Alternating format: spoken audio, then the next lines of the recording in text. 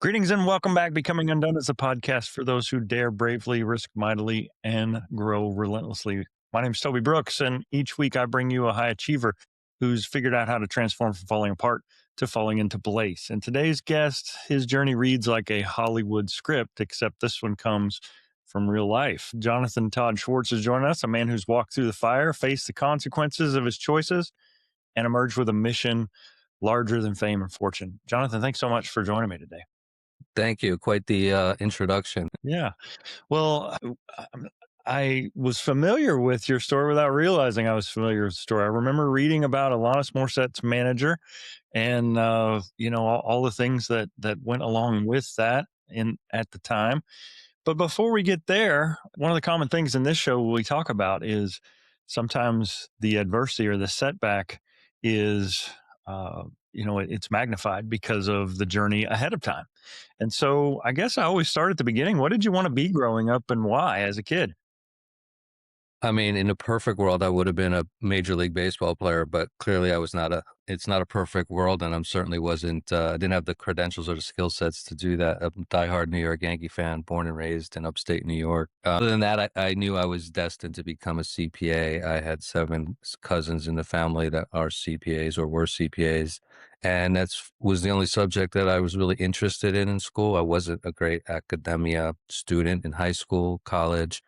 It wasn't until I went to grad school to transition to my current career where I really loved knowledge, loved learning, and loved studying. But I knew I was destined to be a CPA, and in particular, as entertainment business manager, because one of those seven cousins was in the music business and asked me to come work for him, not on my timeline, but when he thought I was ready. Yeah. Well, I think that's a great segue into my next question is going from little league dreams of being a big leaguer to starting to carve out a niche and starting to understand how perhaps love of finance could translate over. So talk me through how you got to what most would have considered the top of your industry and how you felt when you eventually got there. So first started when I was given the opportunity to actually be invited to come work for my cousin. He had me really, I got paid very little money at that point in my life, but I was learning from a person whom at that time I respected and viewed as a mentor. Yeah, he said, go into the mailroom, pull out client files, read everything you can read, ask questions, don't profess to know something when you don't know something.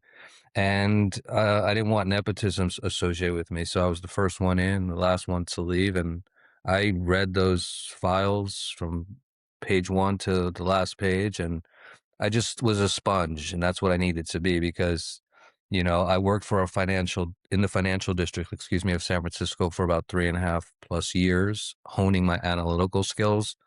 And that gave me a foundation to accept his invitation to come there. And now it's time to learn about music publishing, music touring, risk management, dealing with athletes, dealing with actors and actresses. And although unfortunately in the industry, one can call themselves a business manager without having a professional designation. So I feel like it really helped me to have those three initials next to me, CPA. I think that anyone looking for a business manager should find someone who has those professional designations because we're responsible as business managers for their entire financial life, personally and professionally. One thing that we chose not to do, but other business managers do, is we outsource asset management, because we have already a lot of responsibilities as business managers in the client's lives. And we believe that have the portfolio asset management of a client's portfolio is a full-time job in and of itself. So we would refer them to like three people, top people in the industry that let them make the decision. And then we're sort of like the quarterback that goes to those meetings and is communicating often with their asset manager. So I enjoyed it very much at that time. Yeah. So you were with some top names in industry in the entertainment industry, and growing a portfolio like that takes time. As you were involved in the growing and the scaling of your business, talk to me about how addiction and gambling started to make its way into your life. Did you see red flags or warning signs early on that might have alerted you to the fact that this might be something that I need to get under control.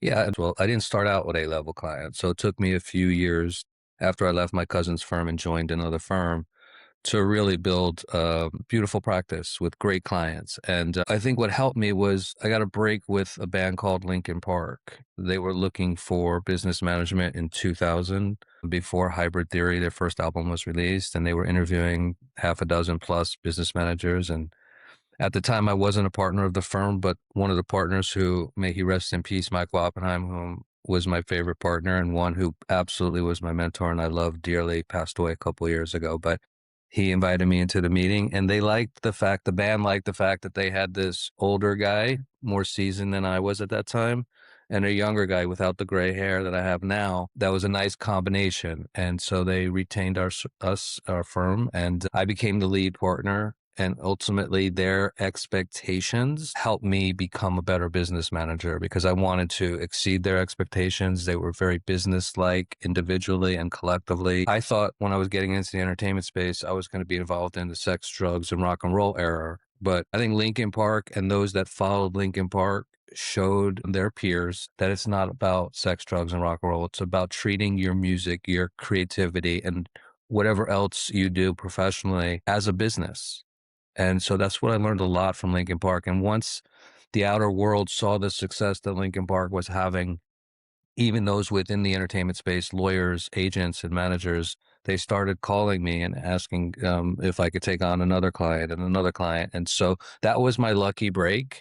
Going back to your most recent question, addiction, there were signs, yes. In college, I decided, I grew up poor and I decided that I wasn't able to socialize with my fraternity brothers. I just didn't have the financial means. And so I had this genius idea, as I call it, in quotes, that I'll just ask one of my fraternity brother if he wants to be bookies with me, and let's target the Greek system. And well, that was a terrible mistake because we lost $10,000 in 2 weeks as bookies. Bookies don't lose because they know how to, massage, if you will, each side of the equation, whether it's on this team or that team. They know they're getting 10% if they equalize it.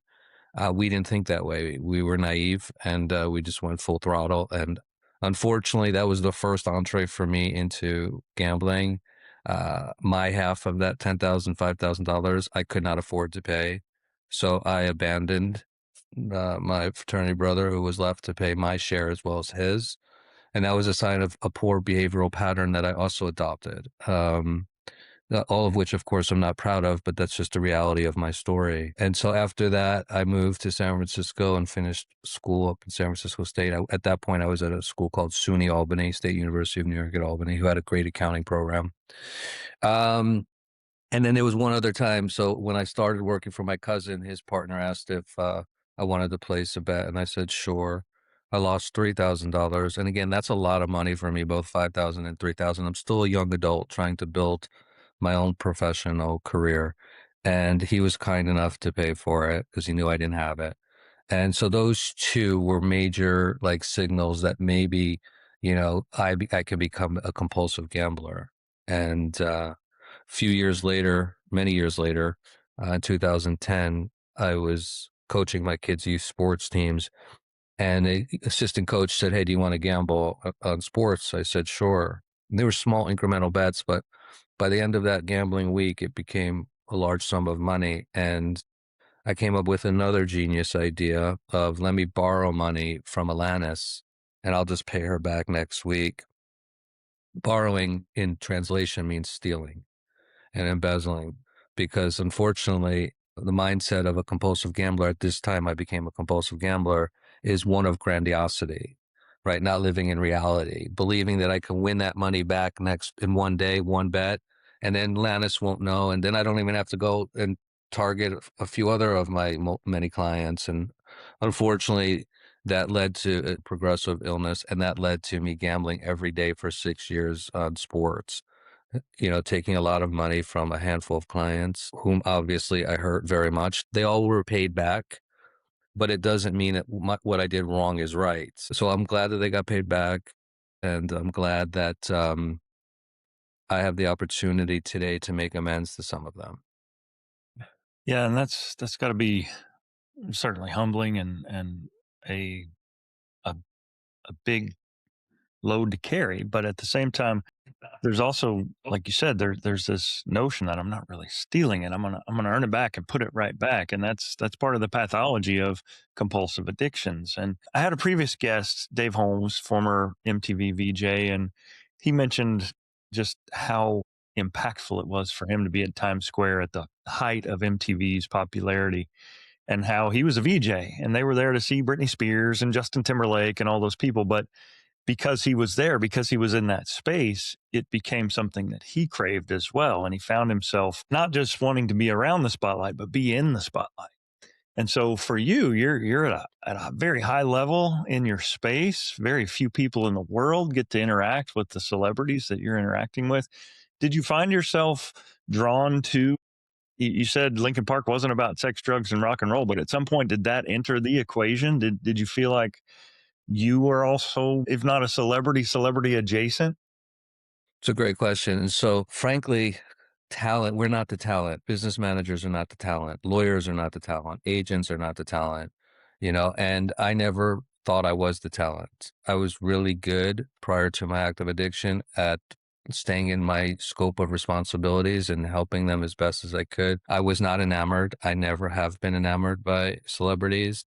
And so the answer to that question is absolutely not. I was not part of that entertainment space. I just happened to work as a member of a professional team that represents those high net worth celebrities. In fact, even Chester and the band and many of my clients have attended many of my children's bar mitzvahs, and very close with all of my clients, even some of the direct victims I was close with. And people say, well, what kind of moron are you? And the truth is I was a moron. I dropped my moral compass that I thought I had. I thought I had integrity, but clearly I didn't. I was violating my fiduciary responsibility and couldn't look myself in the mirror. And when I did, I wasn't proud of who I saw. I don't make excuses. I don't blame it on my childhood trauma, although that's clinical evidence to support maladaptive behaviors, including but not limited to addiction. But the truth is I own it. And I want everyone that I speak with to learn how to take personal accountability. And I'm proud of that in me. I'm proud that my ego from those days is gone. I'm proud that I've adopted humility and becoming the person that I'm becoming today. Yeah. So in 2016, Alanis Morissette or her team discover that there was nearly $5 million missing from her accounts. And that's when the ball started on this collapse.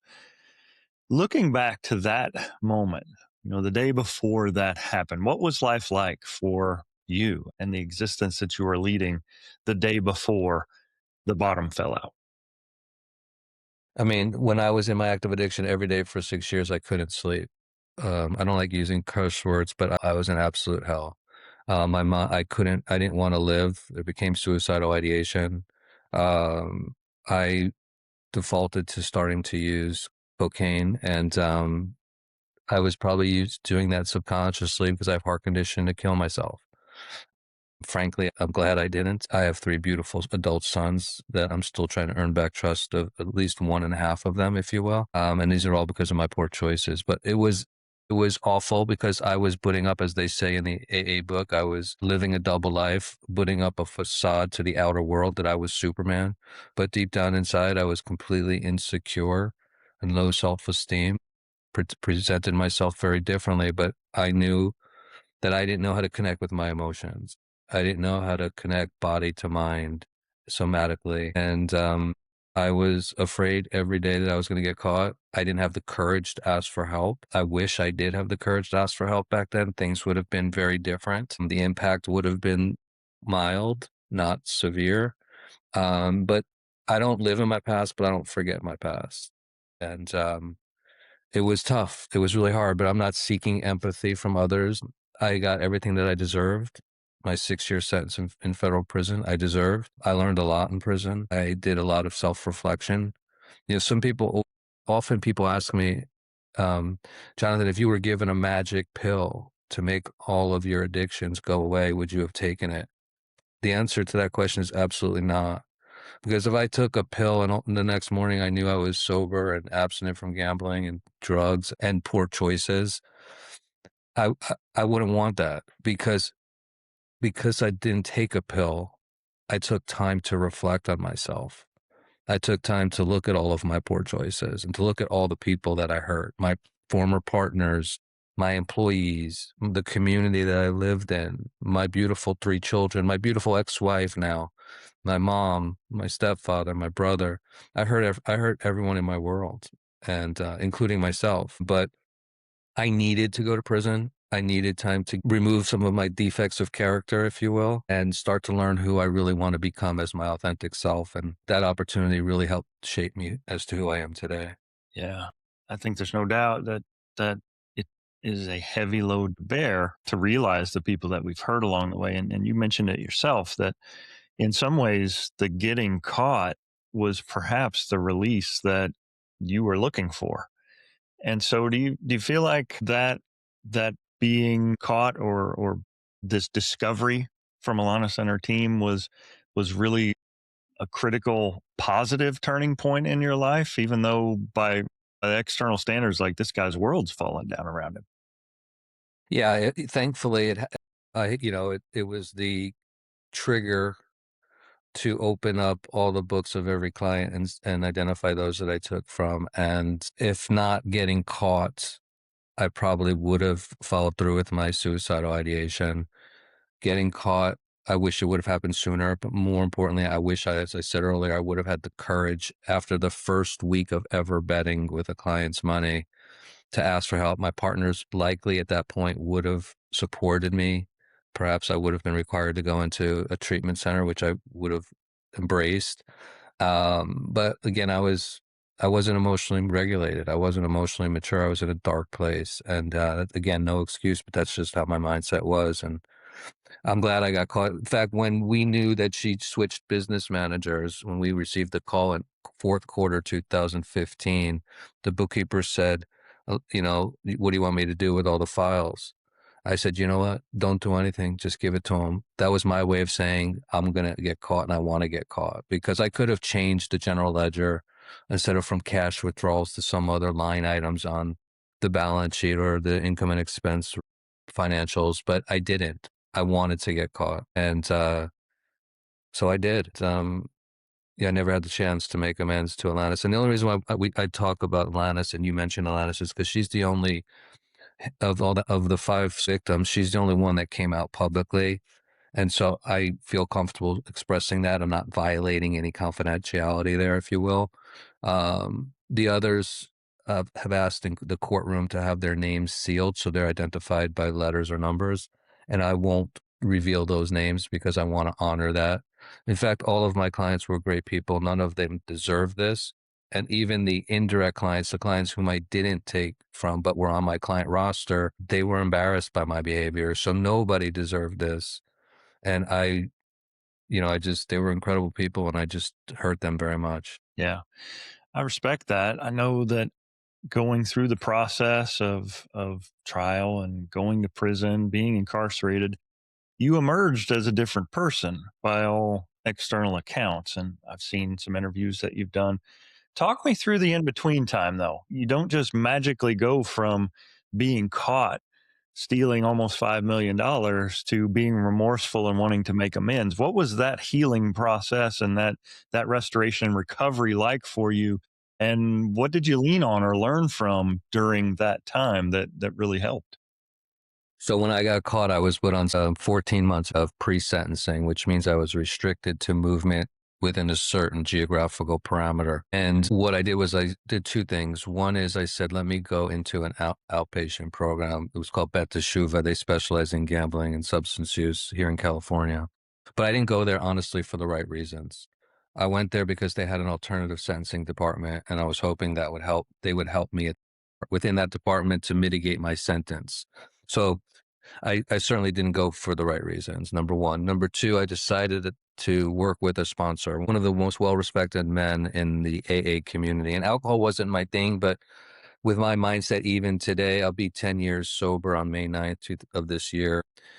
I'm just as susceptible to a relapse today as anybody else with 2 or 3 days. But I worked the steps with him. And when I saw the step one instructions to accept that my life was powerlessness and unmanageable, I called him up the next day. I said, I can't do this step one. I don't understand. He says, "What don't you understand?" I said, "Me, Jonathan, like unmanageable and powerlessness?" He said, "Schmuck, you're facing 23 years in federal prison. You don't think your life's unmanageable and you're powerless over it?" I said, "Very good point. Let's get started." And that in part, was that leap that I needed to stop my deniability, stop my dishonesty and manipulation, to drop my ego, adopt humility, surrender to a power greater than myself. And he is the man that probably saved my life. I'm very active in the 12-step community today, particularly Gamblers Anonymous and Cocaine Anonymous, and I attribute who I've become to that program. So that was my journey pre going into prison, working the steps with a sponsor, attending meetings, attending home groups, going to an IOP that I really didn't want to be there, but the optics looked good. So I went, and I did learn some things, but not as much as I could have had I had a more mature mindset and more internal validation and motivation. So that was that got me to a point where in prison I can continue with the 12 steps. We had AA in prison, and so I did attend, not regularly, but enough to say that I attended, maintained sobriety within prison where they're gambling all the time. They're bringing in contraband.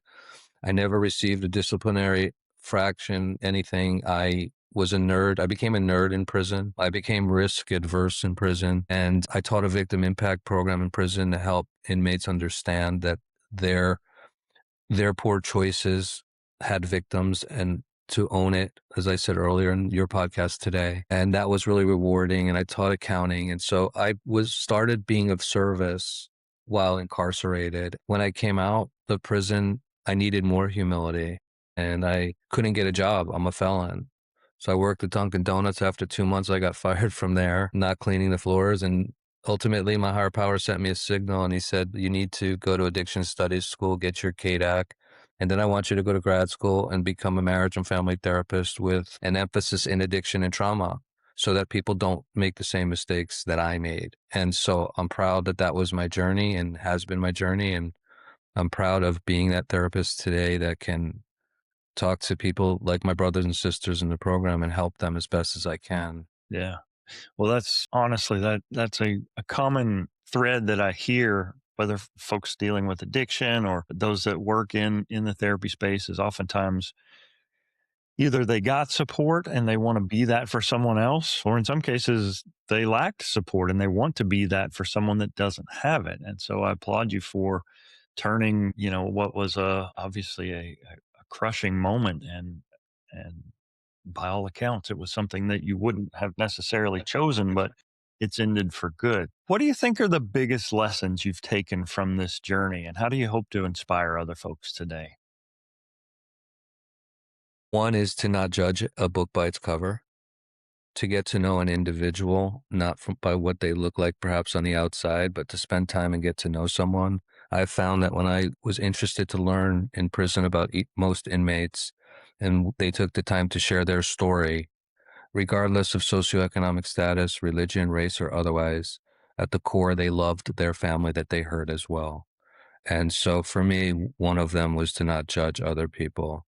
Two would be to, most importantly, have the courage to ask for help. Three would be to recognize humility and to accept a fellowship, the importance of community. So today I surround myself with a very small quality inner circle because I can set boundaries. I learned how important it was to set boundaries. I recommend to clients daily to please set boundaries for yourself. It's a healthy version of being selfish. It's not like you're being self-centered, and develop a quality inner circle, because I think in our society, we use the word friends too loosely, and we use the words "I love you" to friends too loosely, particularly here in California. And so I think it's important to surround yourself with healthy people. And that's what I've done. And that's what I learned as well. And most importantly, as well as dropping the ego and asking for help, is take responsibility. Stop making excuses. Learn, identify the people that you hurt, your loved ones. I'm not going to earn back the trust of my loved ones through this mouth, because they remember this mouth as being manipulative and dishonest. The only opportunity I have is to continue to do the next right thing on a daily basis. And if someone's willing to observe me and see that I'm a different person, say through my behaviors, not my words, then perhaps I'll be blessed that those people will accept me back into their life. Yeah, I'm reminded the first ever guest on this show is a guy by the name of Joseph Skrzyjewski. He's executive director at Hazelden Betty Ford out in Rancho Mirage. And it was really my interaction with him. I participated in a medical education program where we were exposed to addiction care for the first time in my life. And I will say, with all naivety, I went there judging a lot. You said a lot of people are judgmental; they're not curious, and I probably, if I'm honest, viewed addiction as a convenient excuse for a lot of people. And they would say, you make poor choices, and those are the consequences. But viewing addiction as a psychological disorder, as something that some folks are genetically more likely to have than others, and seeing addiction care firsthand. The medical intensive care for people detoxing is days 1 and 2 and 3. And then you go into the psychological healing and just seeing what those spaces were like for people that have had their world fall down around them. And now they're dealing with a physical ailment. They can't control their heart rate and uncontrollable sweating and all of the physical issues associated with detox. And then to see people on day 26, 27, 28 getting ready to leave the program and just seeing how far they had come. I was only there for a week, but I got to see kind of a cross section of what a month-long intensive inpatient addiction recovery program was like. One of the things that stood out to me the most there were people who had been in there multiple times, and the relapse rate is fairly high. And one patient in particular came to me and he said, I am great in here. I go to yoga. I've got my food is picked out for me. They give me this training protocol and I'm learning things. And as long as I'm at Hazelden Betty Ford, the world is great. And I'm a contributing member of this community. But as soon as I go back, I'm surrounded by all the places and the people and the surroundings that enabled me to become an addict to begin with, and I just fall apart. Have you encountered that in your recovery, whether it's from addiction or whether it is from just making amends with people in your life? Talk to me about the importance of the community, the space, cultivating your environment so that you can be successful in that recovery journey. Yeah. So to your point earlier, regarding a treatment center and what happens inside of a treatment center, right? So I work as a program director and a therapist at a place called Altus Rehab, and we're a luxury detox and residential facility in California. And we're both cash pay and private insurance, right? So the private insurance, the problem I have with the industry as a whole is this. So every week or every X number of days, the baseline is timeline is 30 to 40 days. If you're lucky, you can get more than 30. If you're lucky, you get 40 plus. But it all depends on a case manager at the insurance company who doesn't even understand addiction. So yeah, their detox could take 3 days. It could take 10 days. It all depends on what substances they've entered treatment with. And it can be severe, but we have doctors and nurses that manage those withdrawal symptoms, every moment of every day that they're struggling with their withdrawals. But to extend them further when they step down to residential level, RTC, it is a constant battle with insurance companies, and it's really the pet peeve that I have. I jokingly, but yet somewhat seriously, want to go in front of Congress and talk about this. So now let's fast forward. We're at day 27. Now I'm trying to get them a week more. It gets denied. Why does it get denied? They don't even look at the clinical documentation. They don't look at the medical necessity from the medication protocol. They have a script, and the script says protect our bottom line. And so if they don't authorize more days, then guess what happens in the eyes of the insurance company, their bottom line, it goes up. I would love to say to them, but it's not pro recovery behavior for me to say this. Are you kidding me? what you're doing is you're setting up your insured to leave here prematurely when there's still family sessions that need to be done, because most people in addiction rupture the family dynamics. There's still, so we want to give someone a Vivitrol shot. We need time to manage that post the shot. And so you don't realize, insurance company, that your bottom line is going to suffer because you're setting them up for a relapse. And now they have to start over and over again because you are, or you do not understand addiction. And I don't care if I even speak to an addiction doctor. They have strict rules, and it's sad. And that's what I'm very disappointed about within the recovery community, private insurance companies. And I'm also not naive to understand that people in our society don't understand addiction and mental health well enough. I think we need to educate people more. But yeah, to your example, that's why people are constantly coming back in, because they're not getting the authorization or they're not putting in the work. Right. And if someone's here is not doing the work, I'm going to encourage them to leave, because we have a bed available when you leave, if you're not here for the right reasons, that for someone who really wants to be here and better themselves. And so, yeah, that for me, surrounding myself in treatment is not my recovery program. Do I love being of service to my clients? Do I try to help every client? Absolutely. It's not a job for me. I don't have a job. This is my passion. But my fear, as I mentioned earlier, is to become complacent. And so I am very active, like I said earlier, in the 12-step community. I don't preach the 12 steps to clients. There are 3 fellowships or even more. They can choose, we'll take you to, like I'm taking clients this morning to a CA meeting. Let's go see a 12-step meeting. Let's attend it. Let's go to a SMART recovery meeting. Let's go to a Dharma recovery meeting. The idea and the concept behind a fellowship is those rooms understand the way our minds are wired. Where are you going to be in a community like that, where you can say anything and feel safe, and you're going to get people who are saying, I'm struggling with that. Can we talk after the meeting? Go to a church, go to a synagogue, go to some community where you feel like you have people that you can talk to, and that that you're not alone. And you're not isolating and bored, which is a common trigger for many people in addiction. But you also mentioned a thing that I believe is the number one question asked to within the addiction community globally, and that is addiction a disease or is it a choice? Well, there's clinical evidence called multi-generational transmission. My father was a gambling addict and a cocaine addict. May he rest in peace. I never wanted to be like him, but I became much worse than him. That's the disease component. A question always posed on any assessment during an intake is there any substance use history in your family? And 99% of the time, the answer is yes. So there's that multi-generational transmission, a disease component, but at some point it becomes a choice. And so I believe the answer to that question, in my professional opinion, is it's both. It starts off maybe as a disease with the genetic makeup, but then I certainly had a choice, and I continued to make poor choices. I didn't make the right choices. Yeah. Yeah. And I think if you ascribe too tightly to either one of those extremes, it becomes an excuse or an explanation that strips the person of their individual culpability, I guess you could say.